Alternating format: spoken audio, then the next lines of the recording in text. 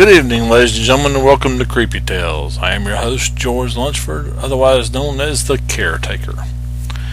Tonight, our story is going to be a little different. We've done all kinds of stuff with ghosts and witches and creepy little dolls. Tonight, we're going to talk about something like alien abduction.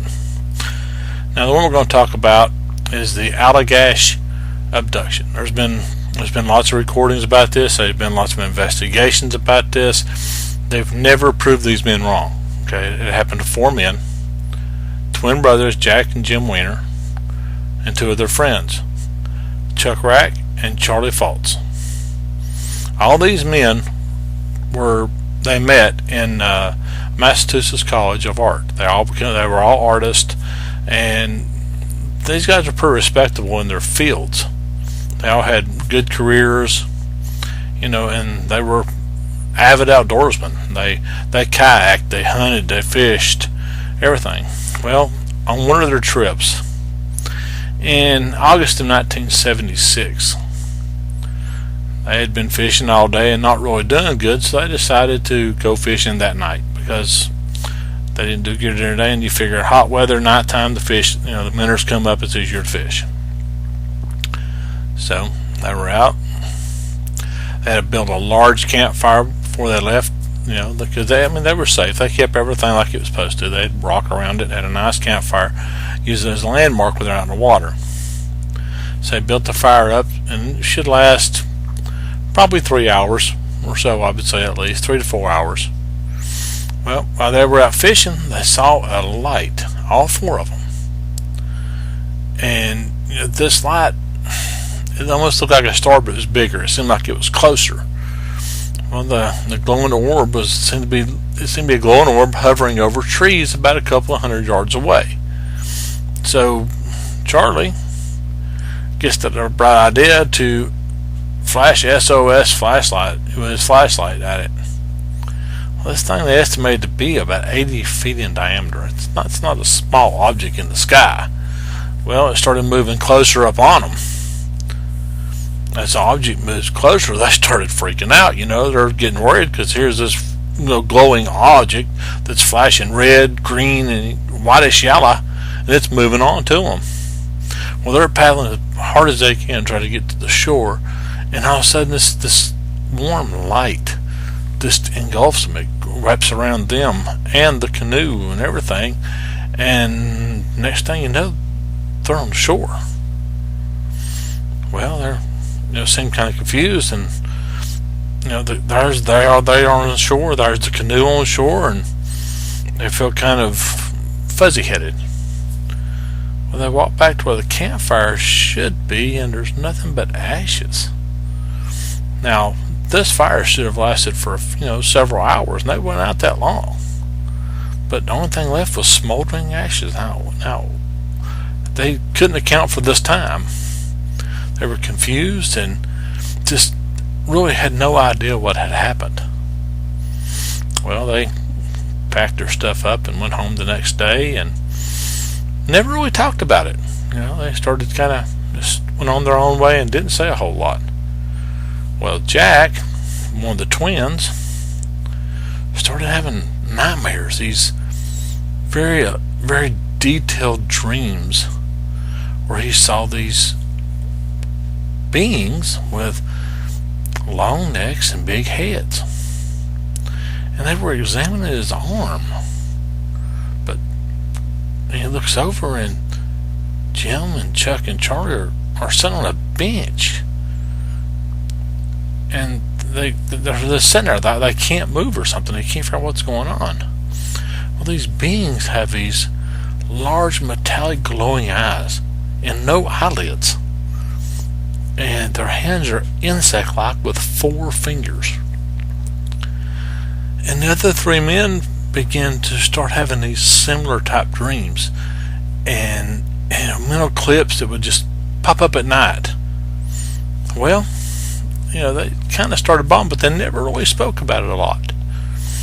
Then in 1988, just out of curiosity, Jim Weiner decides to attend a UFO conference hosted by a man named Raymond Fowler. Well, Wiener gets back there and starts talking with Mr. Fowler and start telling him what his these dreams he's been having, kind of what happened, what he remembers happening at the lake.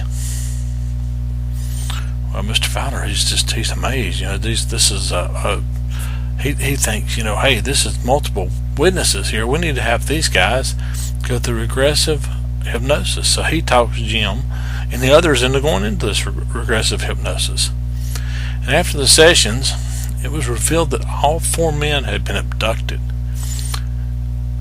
It had humiliating physical examinations, and they had skin and fluid samples taken from them. This kind of freaked these guys out. This has been something they hadn't talked about, but yet every one of them had the same type of description of what happened. Everything was consistent. And being the fact that they were all artists, they made detailed sketches of the entities, the craft, and even the examination tools. And Chuck even added that, Alien's test area was similar to a vet's office. It had a big silvery table. And, they related other facts, other strange, weird facts about, the difficulty of focusing on the aliens and just different things like that, the images, and, they compared time, and it was just all weird. These guys all had these same dreams, and apparently it was a true abduction. And they all had to took a lie detector test and physical exams and mental exams, and they were found. They passed the lie detector test, and they passed the physical exams. They were found mentally stable, but yet this information about what had happened to them was still very, very confusing to them, but very, very confusing to everyone else. Well, as this went on, everybody started checking into it. You had MUFON. Well, I think you had MUFON. I read one story where MUFON actually investigated this, and they actually went on they did some talk shows, these guys did, and they received all kinds of national attention. I don't think they really wanted it, though, to be honest with you. I think it was probably more than what they wanted. They wanted to deal with. But this kept on, and no one was ever able to denounce what had happened, because nobody could ever find any kind of proof that these guys weren't abducted. And they had everything that they said. They were basically shown proofful, because even when the guys were not even close to each other, they still had the same stories. And now I don't know how you all feel about alien abductions. I know how I feel, and I'm going to tell you. I think if there's something else out there, which I'm sure there is, it's kind of ridiculous to believe that this vast expanse we have in space, that there won't be other life. Now, they're going to be curious about us? Well, yeah. If they can travel from planet to planet, they're doing better than we are. They're much more advanced. So they're going to be curious about us, just like we would be curious if we found a prehistoric creature. We're going to take skin samples. We're going to do all the same things that the aliens are doing to us. And it just makes sense that they would be doing all this, that they would be examining and trying to figure out what's going on. What is these creatures we found on this planet? So, in my opinion, this could have happened. This really could have happened. There's no other explanation. They can't find any mental incompetence. They can't find anything weird that these guys that don't match up. And they weren't in the same area, so they, once they split up, went to their own areas, that's where they were. They were no other than phone calls, communications as far as friendship goes. Nobody ever really talked about this abduction. So I'm leaving it to you. What do you guys think? I really would like to know what your opinion of the abduction is, because these guys went through hours and hours of hypnosis, trying to find out if they were lying. They went through all kinds of tests checking to see if they were. are you telling the truth? Yeah, they're telling the truth. And if you look at the guys, they really had nothing to gain by telling the story. I mean, it seems like, I don't know if it's true or not, but it seems like everything I've read, these guys were doing pretty good. So why would someone come up with a fake alien abduction if it wasn't true? Why would you put yourself through that kind of scrutiny? I don't understand why anybody would do something like that. Now let's think about this. If you was out in a boat with your friends and you have a flashlight and you see an orb or a light that seems to be 80 feet in diameter, are you going to flash your flashlight at it? Now, I'm not saying these guys ain't real smart, and apparently they're pretty intelligent people, judging for what I've read about them and all the stuff they've went through. But I'm not going to flash my flashlight SOS at them. That's like saying, hey, will you take me and stick something in me? I don't think so, Spanky. So, what do you think? I want your opinion. Please give me some kind of feedback. You can always get a hold of me back through the radio station, WBUZ95.com. I have a page there, so just look me up. Send me questions. Send me things you want to hear about. I have been reading a lot about different types of aliens, and we got some doozies out there. If these things are really true, then we've got some doozies. I mean, seriously. These weird things that are the ones they were talking about seems to be what they call the grays. Now the grays come in different sizes. Apparently they had the big ones. There's small ones, there's big ones, there's gray that come in a greenish look. There's all kinds of weird creatures out there. I mean, think about this. We can't be the only ones there is. Well, I mean, come on. Let's be serious. Why would God make a huge expanse of space and only put life on one planet? Let's look at it through scientific. Science would dictate that because there's other planets that will sustain life, they would be life on them. They wouldn't be life on one planet. And since Earth is not as old as some of those other planets are, they probably had life before we did, which means they're farther more advanced than we are. If you believe in science, if you believe in religion, it only makes sense also. I mean, everything was there before the Earth got here. So, I mean, we're actually fairly young. But now let's go back to these different types of aliens. They got the grays. Like I said, they can be little short guys. They can be big. I've seen pictures of people's description of the grays being real tall, all the way up to like 6, 8, 10 feet tall, all the way down to 3 foot. I mean, they have a wide variety. They all have the big bubble head. They have no features, basically no features. They have long 4 fingers or 3 finger long skinny fingers. They have no nose. I mean, they have little 2 holes. They're gonna be mad about that.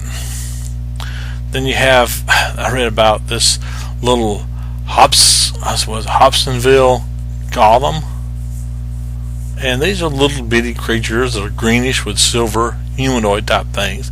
They kind of look like the grays, except they got these big old pointy ears, and they got long fingernails. So they're kind of creepy. And I read something where they had little teeth, little fangy looking teeth. So they're probably like the little goblin type things out there that they use for like Lord of the Rings type goblin guys, but short ones. Then you have what they call the Nordics, which apparently they were the tall, blonde, blue-eyed ones. Be okay for a woman, I guess, but I don't really think that, it's kind of weird if you ask me. Anyway, they're supposed to be like the beautiful people of the galaxy.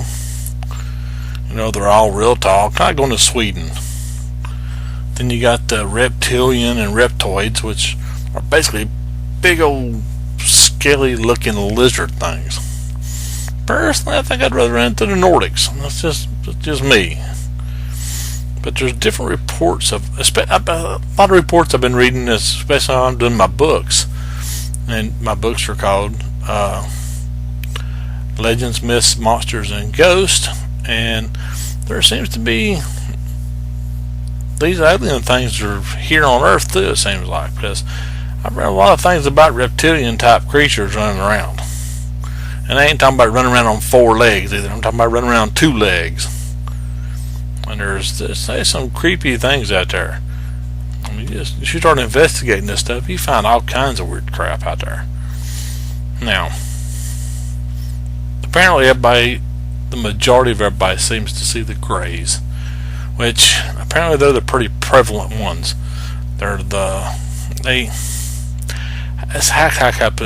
more likely to see them, and they don't stay hidden as often, I guess. Because I've seen stuff, I've been reading all these different things about these creatures, and man, they're everywhere, and they've been visiting us since about Egyptian times.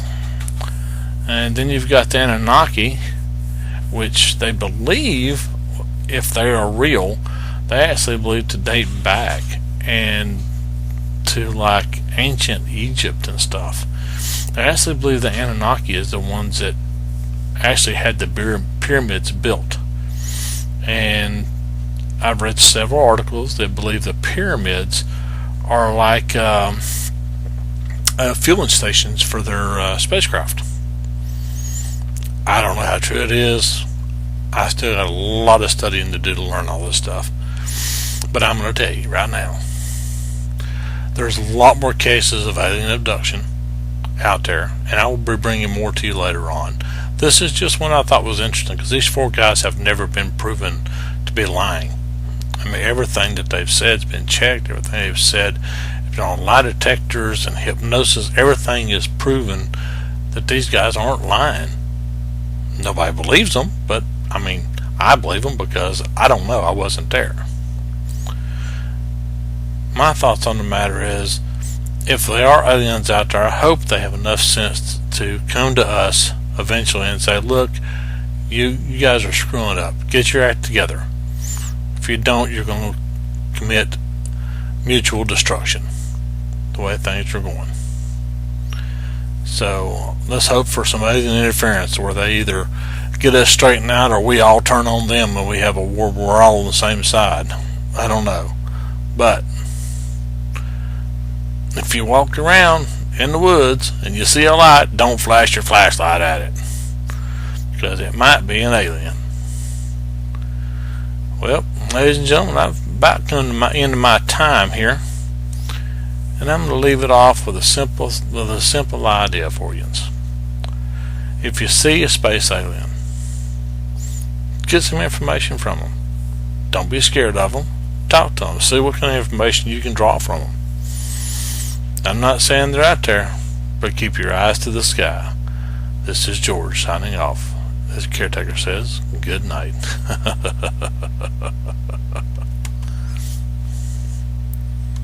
Hi, this is Nicolas Cage. When you're a teenager, there are a lot of things going on that can produce stress and anxiety. The pressures of school, dating, and the future in general can seem overwhelming sometimes. But there are healthy ways to deal with stress. Ways to reduce it and channel your energy in positive directions. And you don't have to do it alone. The Will Rogers Institute has a free booklet with some really helpful information. For your free copy, visit wrinstitute.org and find us on Facebook and Twitter.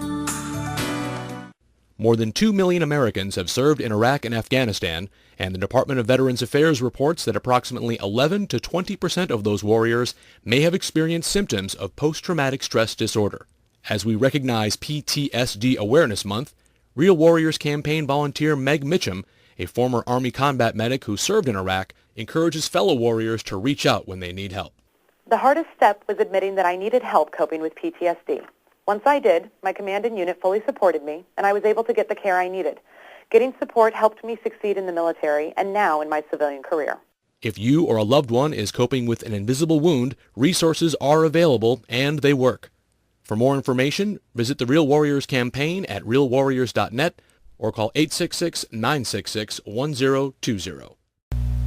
Welcome back, ladies and gentlemen, to Creepy Tales. This is George Lunsford, your caretaker. In addition to the night's story about the Allagash abduction, I wanted to throw this in. I found this just a few minutes ago.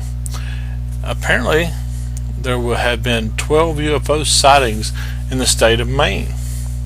These were reported over in Bangor area. And apparently this happened around March. Well, one of the sightings happened on March 27th. And the person reported the sighting, their words, not mine, is they were at home laying the cat in. Cloudy overcast, bright light over the house, bouncing, moving back and forth like a rubber ball, moving east. We knew it wasn't anything like a plane, no sound. I have planes flying over my house every night. First time in 16 years this year I've spotted this more than once. Wanted to report because the last time it bounced, but I saw it go down like it was landing. Nervous about this. Well, that's one report. This was in Maine, same place Allagash Abduction was. Then they had another sighting on April 5th, and the person's exact words. Now, these are not my words. These are the words of the people who reported this stuff. Around 8:15 that night, I'm sorry, let me repeat that. At 8:15 tonight, I was outside smoking a cigarette, admiring the stars. I noticed what I thought was a star. It was moving west to east. Then I thought to myself, this isn't a star because it was low. It was lower than the other stars. And I continued to watch until I left its sight. Now, I don't know about you, but if I'm watching a star and it's bouncing back and forth from west to east, I'm going to be a little curious about it. Another woman reported one on April 5th in a 2-story apartment. They found one. I mean, UFOs, there seem to be a lot more people seeing them, a lot more people looking to the sky and finding these things. Here's another one on April 21st. It's a big, long report. I mean, they really give some detail. And I can be honest with you, I'm beginning to think that Earth is nothing more than an intersection for the aliens, because they seem to be passing by here an awful lot. And they're getting more and more reports. I don't know if people's looking at the sky more or if they're just using their video cameras. But this was 4 sights of this year in Bangor, Maine. Maybe we all need to keep our eyes to the skies. Maybe next time you're out walking the dog, smoking a cigarette if you smoke, look up to the sky, see what you see. I don't know about you, but I'm a little curious. Are we a stop on the intergalactic highway? Are we test subject that they come and pick and choose as they desire? Or is it all by accident? Or are those people all just seeing stuff? I mean, there's all kinds of top secret aircraft being tested all over the world. We have special aircraft. The Russians, the Chinese, the North Koreans, you name it. Everybody has special aircraft they're testing. Is this a military aircraft that we're seeing? Is this something far, far different? I guess it's whatever you believe is out there. Now, you need to look in yourself and say, okay, I'm closed-minded, I don't see nothing, it's all crap. And that's fine, that's your prerogative. We're all free to think what we want to, no matter where we live. You can think as you want. I personally kind of like the idea of them being other stuff out there. It doesn't make you feel quite so lonely. I mean, think about it. We have a large expanse, like I've mentioned before. We have millions upon millions upon millions upon millions of planets. Why would there be life on one? And only one? It's the dumbest thing I've ever heard in my life. It makes no sense, scientific or religious. It's just not possible that there's only life on one planet. So, in my closing remarks, I guess I just want to say, keep your eyes to the skies. If you see a little green guy coming at you at night, either grab him or get a picture. But let's get these things proven. Say hello, and don't forget, phone home.